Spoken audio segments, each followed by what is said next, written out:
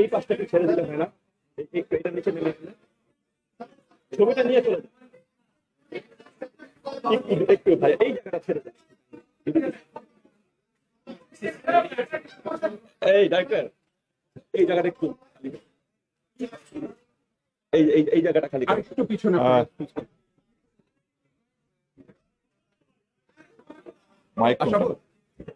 পিছনের সেট গুলো একটু আরেকটু পিছাও। এটা আমাদের মাইক না? বিসমিল্লাহির রহমানির রহিম। আপনারা বললে শুরু করতে পারি।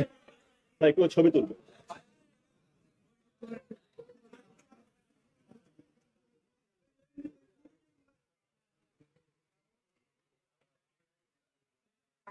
শুরু করবো? বিসমিল্লাহির রহমানির রহিম। উপস্থিত সম্মানিত সাংবাদিকবৃন্দ, আসসালামু আলাইকুম। বক্তব্য শুরুতে আমি গভীর শ্রদ্ধার সাথে স্মরণ করি জুলাই আগস্টের শহীদদের প্রতি এবং তাদের আত্মার মাগফিরাত কামনা করছি, এবং যারা আহত হয়েছেন তাদের দ্রুত রোগ মুক্তি আশা করছি। প্রিয় সাংবাদিকবৃন্দ, দেশের অন্যান্য আইন শৃঙ্খলা রক্ষাকারী বাহিনীর ন্যায় র্যাপিড অ্যাকশন ব্যাটালিয়নও দেশের আইন শৃঙ্খলা পরিস্থিতি স্বাভাবিক রাখার জন্য চেষ্টা করে যাচ্ছে। সাম্প্রতিক সময় আমাদের কিছু কার্যক্রম এবং সাম্প্রতিক সময়ে সংঘটিত কিছু ঘটনা নিয়ে আমি আপনাদের সাথে আলোকপাত করতে চাই এবং শেয়ার করতে চাই। আপনারা জানেন যে গত 9 জুলাই 2025 তারিখ রাজধানীর sir Salimullah medical college Mitford হাসপাতালের সামনে একটি লোমহর্ষক এবং খুব দুর্ধর্ষ একটি হত্যাকাণ্ড সংঘটিত হয়। তো এই হত্যাকাণ্ডের সঙ্গে জড়িত 2 জন সদস্যকে ঢাকা মেট্রোপলিটন পুলিশ গ্রেপ্তার করে এবং তাদের কাছ থেকে একটি অস্ত্র উদ্ধার করে, এবং গতকালকে আমরা ভিডিও ফুটেজ পর্যালোচনা করে ওই হত্যাকাণ্ডের সঙ্গে সরাসরি সম্পৃক্ত 2 জনকে আমরা গ্রেপ্তার করি। তারা হলো একজন লম্বা মনির আর একজন হলো আলমগীর। আমরা এই অভিযান আমাদের চলমান আছে এবং এর সঙ্গে জড়িত যে সমস্ত আসামি আছে আমরা তদন্তকারী কর্মকর্তার সাথে যোগাযোগ রেখে এর সাথে সম্পৃক্ত যারা আছে তাদের সকলকেই দ্রুত গ্রেপ্তার করে আইনের আওতায় আনব। এই জন্য আমরা দৃঢ় প্রতিজ্ঞ এই ধরনের একটি লোমহর্ষক ঘটনার যাতে কঠিন শাস্তি ব্যবস্থা করা যায় সেজন্য আমরা ব্যবস্থা করব, এবং যাতে এই বিচারটি খুব দ্রুততম সময়ে সম্পন্ন করা যায় সেজন্য আমরা সরকারের কাছে আবেদন জানাব। এবং এই অভিযান এখনো চলমান আছে এবং বাংলাদেশ সেনাবাহিনীও এই অভিযানের সাথে সম্পৃক্ত আছে এবং ঢাকা মেট্রোপলিটন পুলিশও তাদের অভিযান অব্যাহত রেখেছে। আমরাও আমাদের অভিযান চালিয়ে যাচ্ছি। আরেকটি খুব দুঃখজনক ঘটনা যেটা আপনারা জানেন যে চট্টগ্রামে এক স্বামী তার স্ত্রীকে হত্যা করে 11 টুকরা করে সেই 11 টুকরা তার বাড়িতে রেখে সে পালিয়ে যায়। এই ঘটনাও আমরা ছায়া তদন্ত শুরু করি এবং এই ঘটনার সঙ্গে যে সম্পৃক্ত ওই স্বামী তাকে আমরা, মোহাম্মদ সুমন, তাকে আমরা গ্রেপ্তার করতে সক্ষম হই এবং তাকেও আইনের আওতায় আনা হয়েছে। গতকালকে আরেকটি ঘটনা ঘটে, সেটি হলো বিমানবন্দরে ঢাকা থেকে কাঠমান্ডুগামী বাংলাদেশ বিমানের একটি বিমানে বোমা আছে এরকম একটি টেলিফোন কল এয়ার ট্রাফিক কন্ট্রোলকে জানানো হয় এবং যার ফলে ওই বিমানের যাত্রা স্থগিত করা হয় এবং প্রায় 3 থেকে 4 ঘন্টা তল্লাশি চালিয়ে সেখানে কিছু পাওয়া যায়নি। এই কলটি সঠিক ছিল না। তো এই ঘটনা আমাদের যে জাতীয় এয়ারলাইন্সের এবং ওভারঅল বাংলাদেশের ভাবমূর্তি দেশে এবং আন্তর্জাতিক অঙ্গনে মারাত্মক ক্ষুণ্ণ হয় এবং ইতিপূর্বেও এই ধরনের বেশ কয়েকটি ঘটনা সংঘটিত হয়েছিল। টেলিফোনের মাধ্যমে বোমার খবর দেওয়া হয়, পরবর্তী পাওয়া যায়নি। তো এই ঘটনার পরপরই আমরা এটা অনুসন্ধানে নামি এবং সারা রাত অভিযান পরিচালনা করে এই ঘটনার সাথে সম্পৃক্ত 3 জনকে আমরা গ্রেপ্তার করতে সক্ষম হই এবং এর সঙ্গেও সেনাবাহিনী এবং অন্যান্য গোয়েন্দা সংস্থা আমাদেরকে সহায়তা করেছেন। তবে এই বিষয়টি খুব একটি দুঃখজনক ঘটনা। সেটি হলো ইমন নামে এক ব্যক্তি পরকীয়া প্রেমিকের সাথে নেপালে যাচ্ছিলেন ওই ফ্লাইটে। এটি ইমনের মা এবং তার স্ত্রী জানতে পারেন এবং তার যাত্রা বন্ধের জন্য তারা প্রচেষ্টা চালান, বাট কোনোভাবেই তারা সক্ষম হন না। তখন ইমনেরই আর এক বন্ধু ইমরান, পরামর্শ দেয় যে যদি এয়ার ট্রাফিক কন্ট্রোলকে জানানো হয় যে এখানে বোমা আছে, তাহলে হয়তো বিমানের যাত্রাটি বন্ধ হবে, এবং অ্যাকর্ডিংলি ওই মা টেলিফোন করেন এবং যার ফলে এই ঘটনা সংঘটিত হয়। তো আমরা চাই আপনাদের মাধ্যমে দেশবাসীকে এই মেসেজ দিতে চাই যে এটি একটি গর্হিত কাজ, এটি আমাদের দেশের ভাবমূর্তি ক্ষুণ্ণ করে, আমাদের জাতীয় এয়ারলাইন্সের ভাবমূর্তি ক্ষুণ্ণ করে। তো কোনোভাবেই যেন এই ধরনের প্রচেষ্টা ভবিষ্যতে গ্রহণ করা না হয়, এবং করলে তার জন্য কঠিন শাস্তির ব্যবস্থা করা হবে।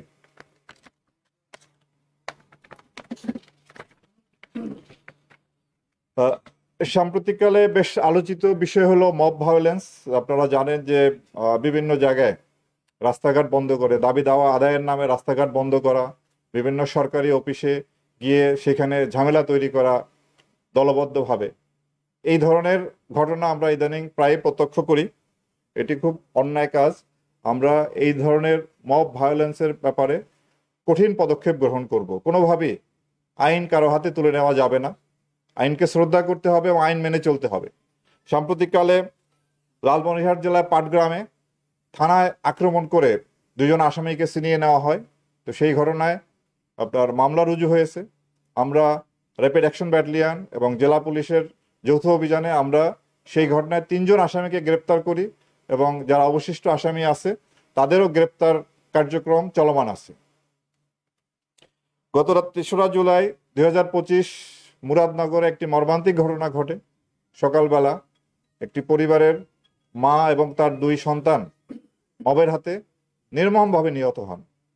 এই ঘটনা সংঘটনের পরপরই আমরা অভিযান পরিচালনা করি এবং এই ঘটনার সাথে সম্পৃক্ত 6 জনকে আমরা গ্রেপ্তার করি, এবং অন্যান্য যারা আসামি আছে তাদের গ্রেপ্তার প্রক্রিয়াও চলমান আছে।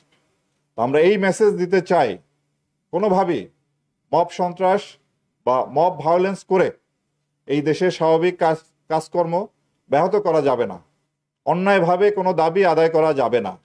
সুতরাং এই ধরনের মবের সাথে যাতে ভবিষ্যতে কেউ সম্পৃক্ত না হন সেজন্য আমি অনুরোধ জানাবো, এবং এর সাথে কেউ জড়িত হলে তার বিরুদ্ধে আমরা কঠোর ব্যবস্থা গ্রহণ করব।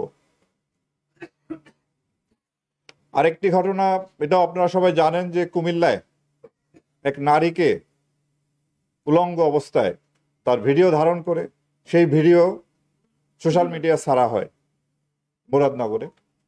এই ঘটনার সাথে যারা সম্পৃক্ত ছিলেন সেটি কুমিল্লা জেলা পুলিশ তাদেরকে গ্রেপ্তার করেছে, মূল আসামি ফজর আলী সহ।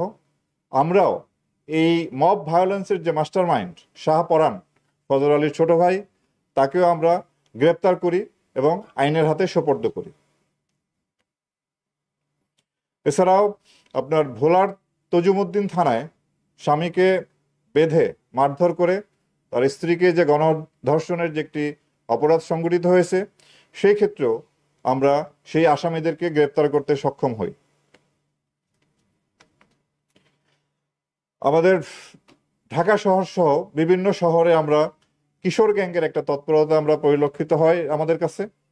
তো আমরা বেশ কিছুদিন পূর্বে মোহাম্মদপুর এলাকার যেটি সন্ত্রাসী কবজিকাটা আনোয়ার, তাকে গ্রেপ্তার করি। সে জেল হাজতে আছে। তারই আর এক সহযোগী টুন্ডা বাবু, তাকেও আমরা গ্রেপ্তার করে আদালতে সোপর্দ করেছিলাম, বাট পরবর্তীতে সে জামিনে এসে পুনরায় একই ধরনের অপরাধের সাথে জড়িত হয়। তাকেও আমরা গত 2রা জুলাই গ্রেপ্তার করি এবং আইনের হাতে সোপর্দ করি। এছাড়াও আপনারা জানেন যে গত 3রা জুন 13-14 জন আমরা বিশেষ অভিযান পরিচালনা করে রোহিঙ্গা ক্যাম্প থেকে র্যাব পরিচয়ে র্যাবের জ্যাকেট পরা লোকজন একজনকে অপহরণ করে এবং মুক্তিপণ দাবি করে। আমরা 13-14 2 দিন অভিযান পরিচালনা করে ওই ঘটনার সাথে সম্পৃক্ত 5 জনকে আমরা গ্রেপ্তার করি।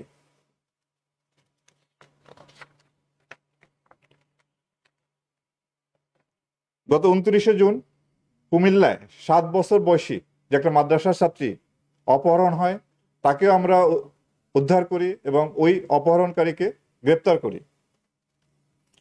গতকালকে আমাদের সিলেটে র্যাব 9 একটি অভিযান পরিচালনা করে 1880 বোতল বিদেশি মদ উদ্ধার করে।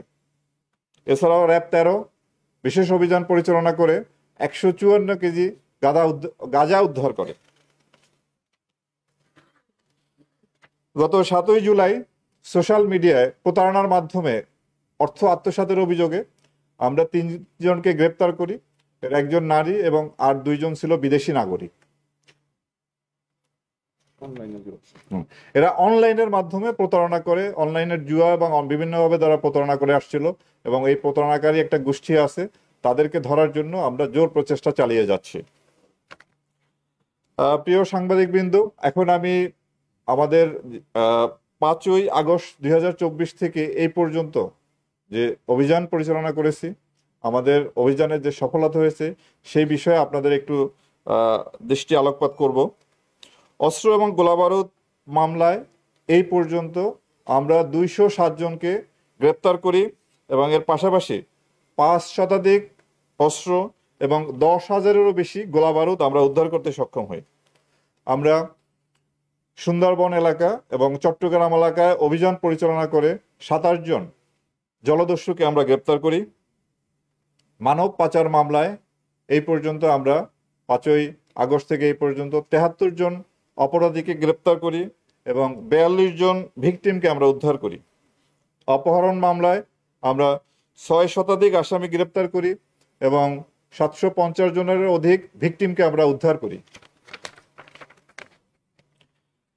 র্যাবের পোশাক পরে এবং র্যাবের ভুয়া পরিচয় দিয়ে অপরাধ কর্মের সঙ্গে জড়িত 5 জন এরকম ভুয়া র্যাবকে আমরা গ্রেপ্তার করি। প্রায় 2000-এরও বেশি হত্যা মামলার আসামি আমরা গ্রেপ্তার করতে সক্ষম হই এবং এই পর্যন্ত 7 শতাধিক ধর্ষণ মামলার আসামিকে আমরা গ্রেপ্তার করি। দেশের বিভিন্ন স্থানে অভিযান পরিচালনা করে আমরা 72 জন চাঁদাবাজ গ্রেপ্তার করি। প্রায় 5 শতাধিক ছিনতাইকারীকে আমরা গ্রেপ্তার করি। প্রতারণার মামলায় 44 জন এবং কিশোর গ্যাংয়ের 25 জন সদস্যকে আমরা গ্রেপ্তার করি।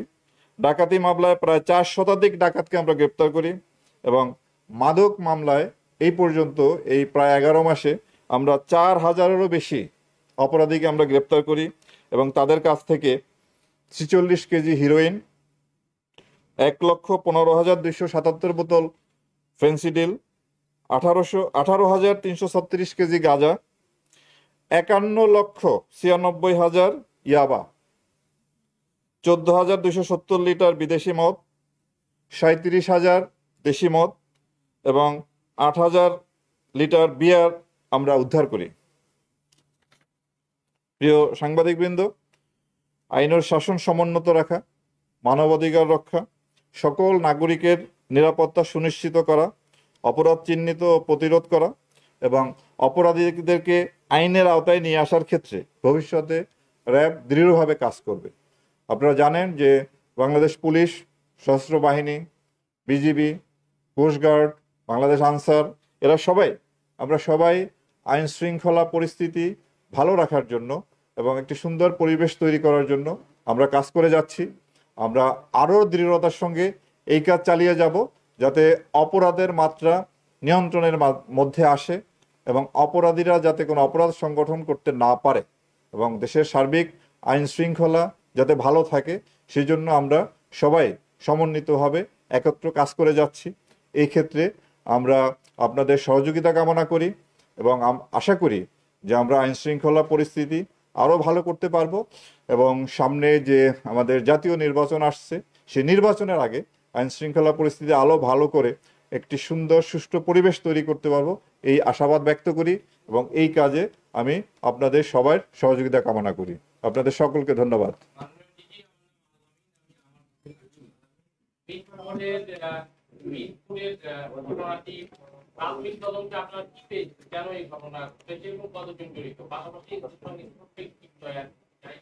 সাম্প্রতিক সময়ে পাহাড়ে কুচিন আর্মি যেটি র্যাব অনেক একাধিকবার অভিযান পরিচালনা করে থেকে নিয়ন্ত্রণে এনেছিল, সময় আবার মাথা চারা দিয়ে বিষয়টি আপনারা নজরে। আপনার ধন্যবাদ।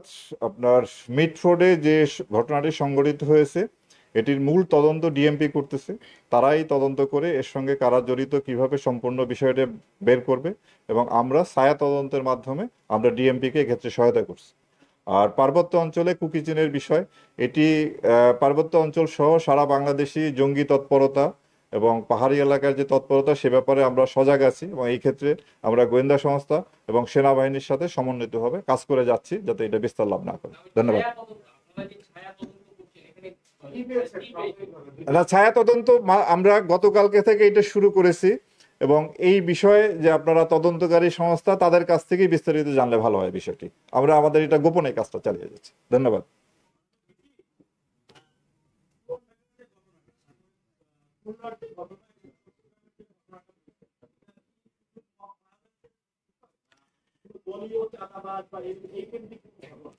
আমাদের কাছে অপরাধীর পরিচয় অপরাধী, সে কোন দলের কত বড় শীর্ষ নেতা বা কত বড় নেতা সেটা আমরা কোনোভাবেই বিবেচনায় আনি না।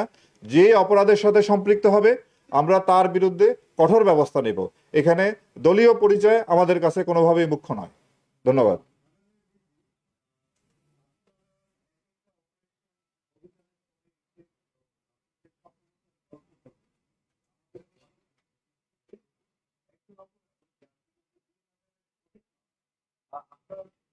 বক্তব্য করে আসছে যে অপরাধী আগে আপনাদের কাছে থানা পুলিশে আবার কেউ তারা তো একটু কেউ ধ্বংস হবে।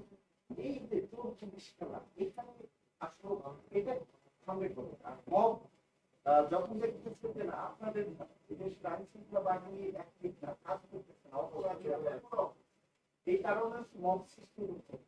5 আগস্ট পরে আপনারা কি আসলে কাজ করতে পারবেন? একের পর এক ঘটনা আপনার মধ্যে বের হয়ে আসছে, এটা কি আসলে পরিস্থিতি নিয়ন্ত্রণে আছে? আইন শৃঙ্খলা পরিস্থিতি নিয়ন্ত্রণে রাখার জন্য আমরা সবসময় কাজ করে যাচ্ছি। আপনারা জানেন যে 5ই আগস্টের পরে আইন শৃঙ্খলা রক্ষাকারী বাহিনীর যে মূল বাহিনী বাংলাদেশ পুলিশ সহ অন্যান্য বাহিনীর যে অবস্থায় পর্যবসিত হয়েছিল সেখান থেকে দ্রুতই আমরা স্বাভাবিক পর্যায়ে আসার জন্য চেষ্টা করে যাচ্ছি এবং আমি মনে করি এই পর্যন্ত আমরা মোটামুটি অনেকটাই গুছিয়ে এসেছি এবং সামনে যে ভবিষ্যতে আমরা আরও সফলতার সাথে, আমরা আরও আন্তরিকতার সাথে এবং নিষ্ঠার সাথে আমরা দায়িত্ব পালন করব। আর আইন শৃঙ্খলা আপনার অপরাধ মুক্ত কোনো সমাজ নাই, অপরাধ সংগঠিত হয়। সেই ক্ষেত্রে দেখার বিষয় যে আমরা কিভাবে রেসপন্স করছি। আপনি মব ভায়োলেন্স বলেন, চুরি বলেন, ডাকাতি বলেন, দস্যুতা, খুন, প্রত্যেকটা ঘটনাই আমরা মামলা নিচ্ছি এবং এর সাথে জড়িত তাদেরকে আমরা কিন্তু গ্রেপ্তার করছি। কাউকে কিন্তু কোনোভাবে ছাড় দেওয়া হচ্ছে না। তবে আমাদের এই প্রচেষ্টা যদি অব্যাহত থাকে আমরা আশা করি সামনে আইন শৃঙ্খলা পরিস্থিতি আরো ভালো হবে। ধন্যবাদ।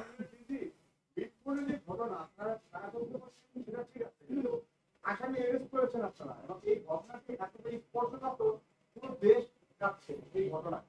আপনারা কাজ করছেন এবং এর পিছনে বিভিন্ন সোশ্যাল মিডিয়া সংবাদ মাধ্যমে যে পলিটিক্যাল পার্টিকে অবস্থান সেটাও বিষয়গুলো চলে আসছে।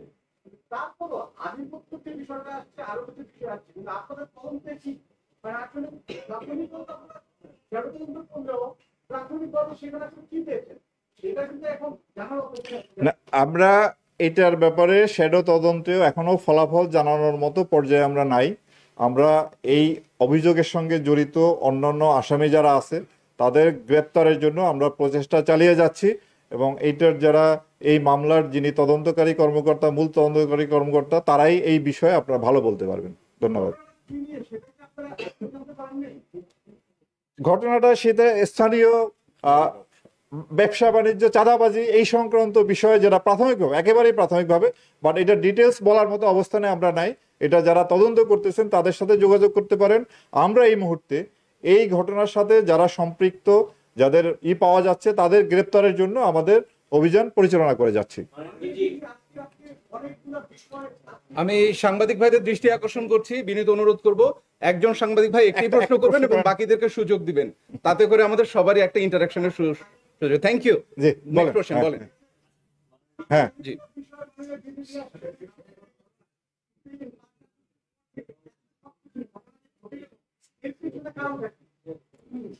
দেখেন, এটা আমরা অপরাধ সংগঠিত হওয়ার পরে সেই অপরাধীদের বিরুদ্ধে ব্যবস্থা নেই। এটা একজন সমাজবিজ্ঞানীর গবেষণার বিষয় হতে পারে। ওনারা গবেষণায় এটা বের করে আনতে পারেন যে কেন এই ধরনের অপরাধ হচ্ছে, কেন আমাদের দেশের কিশোররা যার বয়স 13, 14, 15 বছর তারা কিশোর গ্যাংয়ের সদস্য হচ্ছেন। আমাদের সার্বিক আর্থসামাজিক অবস্থা, আমাদের ওভারঅল যে একটা কালচার, সবকিছু মিলে গবেষণা করলে হয়তো এর একটা ফলাফল আসতে পারে। বাট আমরা এই মুহূর্তে যারা অপরাধ সংগঠন করছে তাদের বিরুদ্ধে ব্যবস্থা নিচ্ছি, তাদের আইনের হাতে সোপর্দ করার জন্য আমরা কাজ করে যাচ্ছি। ধন্যবাদ। এই ঘটনাটা চকবাজারে ঘটেছে, আপনারাই বলছেন যে ব্যবসায়িক বিরোধ, চাঁদাবাজি এবং অন্যান্য যেটা আপনাদের রিপোর্টের মাধ্যমে আমরা পাচ্ছি। আচ্ছা, এই ধরনের ঘটনা, এই ব্যবসায়িক বিরোধ, চাঁদাবাজি, এই ধরনের দ্বন্দ্ব কিন্তু শুধু এই চকবাজারের স্পেসিফিক না, আরো অনেক এলাকায় আছে এবং অনেক জায়গায় ঘটছে। আপনারা কি আপনাদের কাছে যখন বড় ধরনের ঘটনা ঘটে তখন কিন্তু আপনারা গ্রেপ্তারে যাচ্ছেন, কিন্তু এর আগে স্পেসিফিক ভাবে অভিযোগ দেওয়া হয়, তারপরে নানা ধরনের অভিযোগ জানানো হয়, পুলিশকে জানানো হয়, আপনাদেরকে জানানো হয়। আপনারা কি এই ধরনের কোনো স্পেসিফিক কোনো তালিকা বা কিছু করেছেন যে এই ধরনের কোন কোন এলাকাগুলোতে তাদের মধ্যে এই ধরনের চাঁদাবাজি রিলেটেড বা এই টাইপের কোনো সমস্যা আছে, এরকম কিছু করেছেন? আমরা চাঁদাবাজদের একটা তালিকা আমরা সবসময় করি, এটা আপডেট করি, এবং ওই তালিকা অনুযায়ী যারা চাঁদাবাজির সাথে সম্পৃক্ত জড়িত তাদের বিরুদ্ধে আমরা আইনগত ব্যবস্থা নিই। এই প্রক্রিয়া আমাদের চলমান আছে। আমরা সব জায়গায় সবসময় চেষ্টা করি অন্যান্য আইন শৃঙ্খলা রক্ষাকারী বাহিনীর সাথে সমন্বয় করে আমরা যারা চাঁদাবাজি বন্ধ করা যায় সেই জন্য আমরা কাজ করে যাচ্ছি। ধন্যবাদ।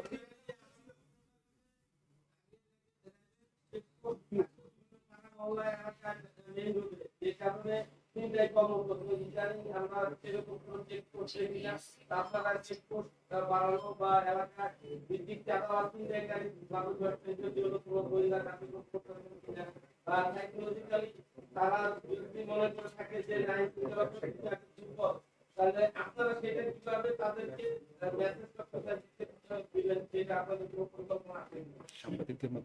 না, আমরা আপনার যে টহলের কথা বললেন, চেকপোস্টের কথা বললেন, এই কার্যক্রম আমাদের চলমান আছে। আমরা প্রায় রাস্তায় চেকপোস্ট করি এবং আমাদের হয়তো সংখ্যা সাধারণ পুলিশের চেয়ে তো আমাদের সংখ্যা কম, এই জন্য হয়তো আপনারা সবসময় দেখতে পান না। বাট আমাদের ঢাকা শহরে যে কয়টি ব্যাটালিয়ান আছে তারা নিয়মিতই তারা চেকপোস্ট করে, টহল করে এবং এই ধরনের অপরাধ, ছিনতাই, চাঁদাবাজি বন্ধের জন্য আমরা কাজ করে যাচ্ছি।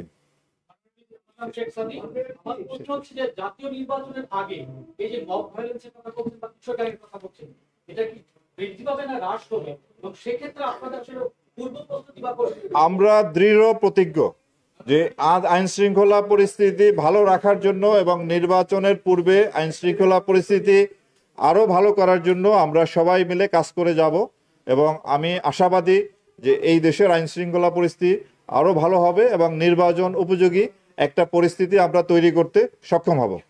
Last question please, last question. হ্যাঁ, দলীয় নেতাকর্মীরা বিভিন্ন শৃঙ্খলা ভঙ্গের দায়ে পানিশমেন্ট হলেও বা বহিষ্কার হলেও তাদের কিন্তু আইন শৃঙ্খলা বাহিনী কোনো পদক্ষেপ নেয় না। দল থেকে বহিষ্কার হচ্ছে, সাধারণ করছে, বিভিন্ন ধরনের ঘটনা ঘটাচ্ছে, তাদেরকে দল থেকে বহিষ্কার করা হচ্ছে, কিন্তু আইন শৃঙ্খলা বাহিনী তাদের বিরুদ্ধে কোনো ব্যবস্থা নিচ্ছে না কেন? আইন শৃঙ্খলা বাহিনী সবসময় কেউ কোনো অপরাধের সাথে সম্পৃক্ত হলে সেটি আমরা মামলা হিসাবে নেই এবং ওই আসামিদের গ্রেপ্তার করি। সে তার দলীয় পদ কি, দল থেকে তাকে বহিষ্কার করা হলো কি না হলো সেদিকে আমরা কখনোই দেখি না। তবে এটা আমরা অ্যাপ্রিসিয়েট করি যে রাজনৈতিক দল তার কর্মীর বিরুদ্ধে যে তারা তাদের যে শৃঙ্খলামূলক যে ব্যবস্থা যে গ্রহণ করে সেটাকে আমরা অ্যাপ্রিসিয়েট করি। বাট ওইটা আমাদের জন্য কোনো বিষয় না যে সে দল থেকে বহিষ্কার হলো কি হলো না, যে অপরাধী সে অপরাধী, সে কোন দলের কোন মাপের নেতা সেটা আমাদের কাছে কোনোভাবেই বিবেচ্য নয়। আপনাদের সকলকে ধন্যবাদ।